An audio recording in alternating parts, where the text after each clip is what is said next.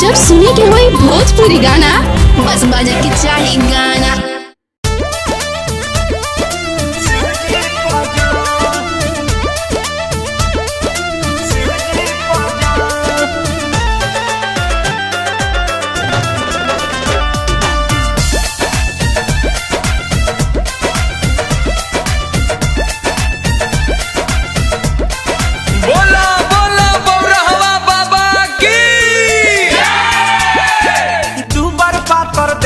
तोहर लागे कमजोर गोदी में बा बबुआ भइल बाड़ू लड़कोर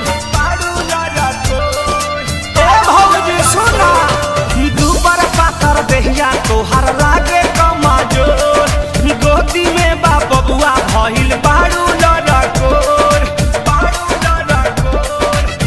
35 कोस कैसे चलब पैदल 35 कोस कैसे चलब पैदल अशोका वही चढ़ा लए भौजी शिवाला पशु जी के जल अशोका वही चढ़ा लए भौजी सोमारी के शिव जी पजल। बोला बोला घरदानी की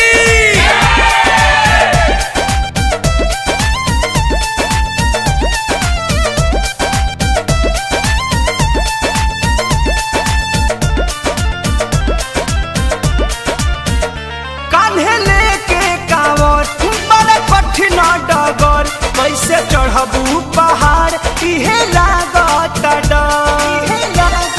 ए भौजी चला ओ कान्हे लेके कांवर बड़ा कठिन डगर कैसे चढ़बू पहाड़ इहे लागत डर बाड़ू सुकवार कहीं जइबू फिसल बाड़ू सुकवार कहीं जइबू तू फिसल अशोका वही चढ़ा लए भौजी शिवाला शिव जी के जल अशोका वही चढ़ा लए भौजी सोमारी के शिव जी पजल।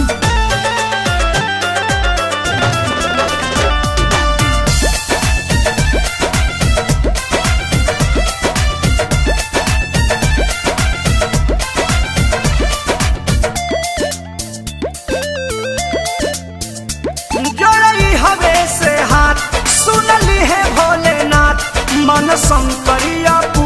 पंकज परमध के बाद हरि रे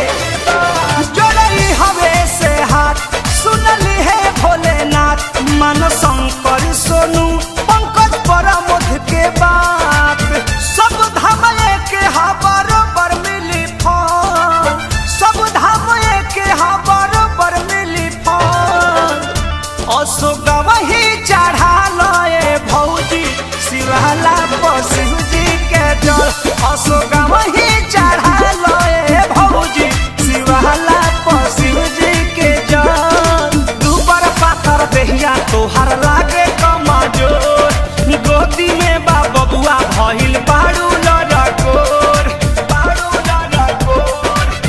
35 कोस कैसे चलब पैदल 35 कोस कैसे चलब पैदल अशोका वही चढ़ा लए भौजी शिवाला शिव जी के जल अशोका वही